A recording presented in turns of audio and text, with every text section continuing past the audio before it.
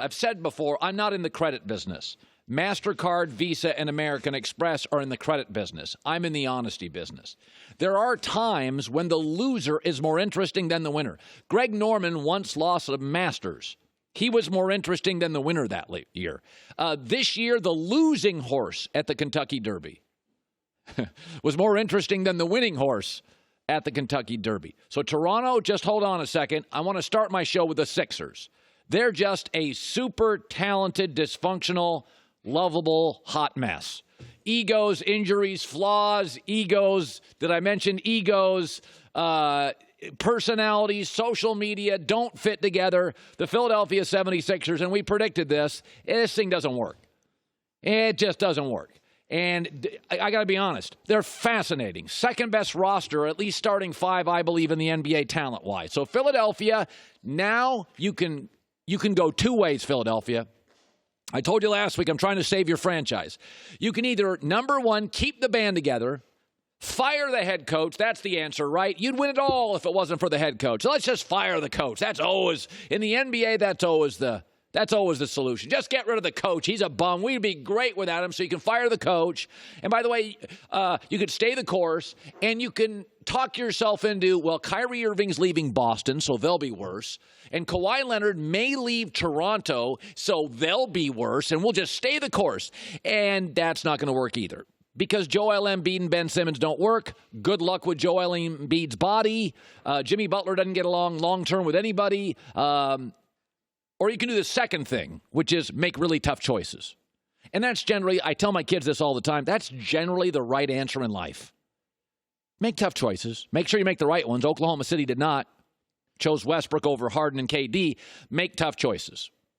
Embiid's body's not going to last. Embiid and Simmons don't get along. Let somebody else overpay for Tobias Harris. Make tough choices. But you better make the right ones.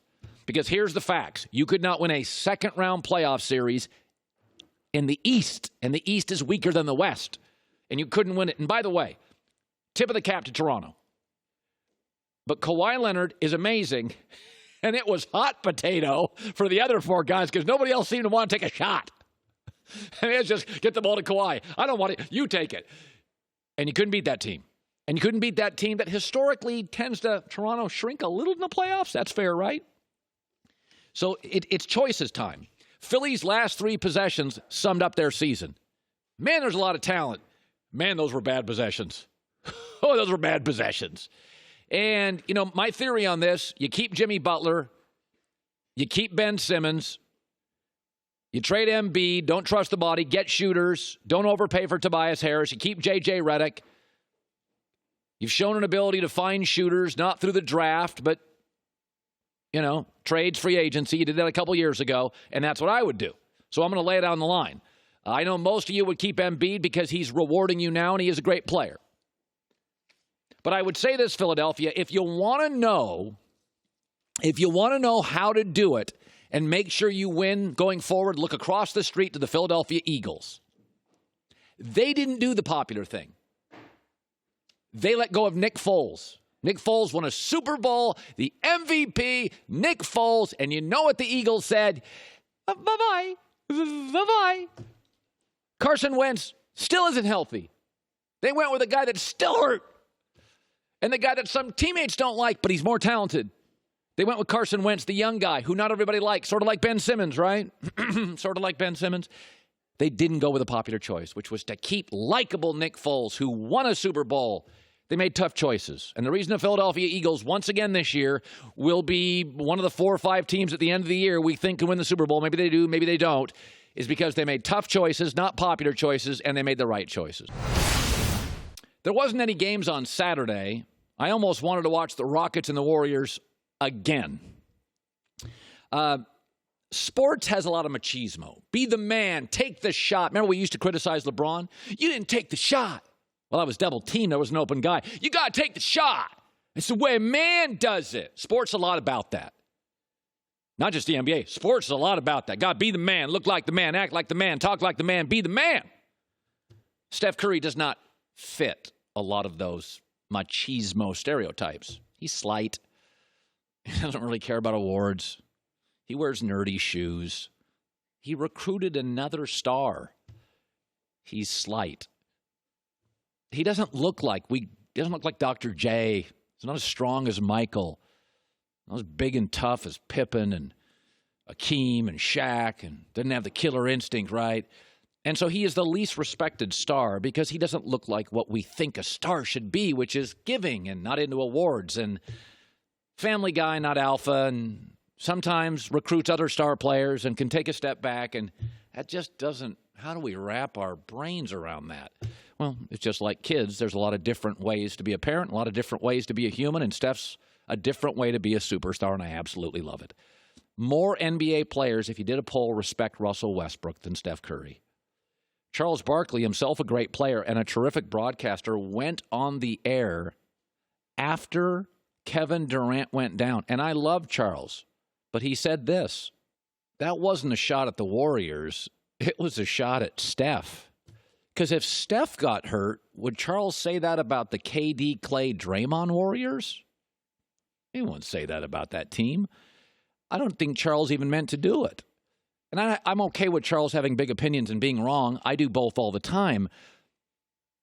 But we have more respect in this league for Harden, who keeps disappearing in big spots, and Westbrook. And I got to tell you something. It reminds me of Cam Newton. It's taken us a while to acknowledge, right? It's not that great. Because Cam Newton looks like what a star quarterback should look like. Big, rocket arm, handsome, perfect smile. He fills the TV screen up. Tom Brady's unathletic, kind of gangly. I see those pictures when he's vacationing in Costa Rica, and he looks like a dentist. And Tom Brady's been to 8 Super Bowls, and still all I hear is, well, he's kind of a system quarterback. I mean, let's be honest, it's Belichick. No, Tom Brady's a great quarterback. Cam's not. But I guess maybe certain guys play and have the machismo and the alpha of what we think a star should look like. Do you realize in the history of the NBA, I'm not sure there's ever been another player ever in the history of the NBA, I'll say it again, the history of the NBA, that could have 0 points in the first half and 33 in the second. I mean, folks, that doesn't even make any sense. And one of the things I like, and I've always defended Steph on, is this: I like specialists. I'm not into your liberal arts degree. Are you an engineer? Are you an architect? Are you a doctor? What are you? Are you a school teacher? Be a specialist. Have you noticed what's left in the NBA right now? Kawhi Leonard's a specialist, the best two-way player. Giannis, best player within 5 feet of the rim in the NBA. Steph, best ball handler, best shooter in the NBA. KD, best player. By the way, Portland, second best backcourt in the NBA. All the guys that are just guys, those teams are done. Specialists. And by the way, let me add a third best to Steph Curry. Is it possible? He's the best leader. I mean, after 0 points in the first half, didn't play the victim, didn't blame the refs, James Harden, didn't blame the system, came out and scored 33 points. We've got to stop believing that everybody fits into one box, and I can be guilty of this. But ball handling, shooting, and leadership, Friday night, I can make an argument. The best player in the world at all 3 of those was on display, Steph Curry. That was why I love sports. Vegas said they had no chance to win. They won because of Steph Curry.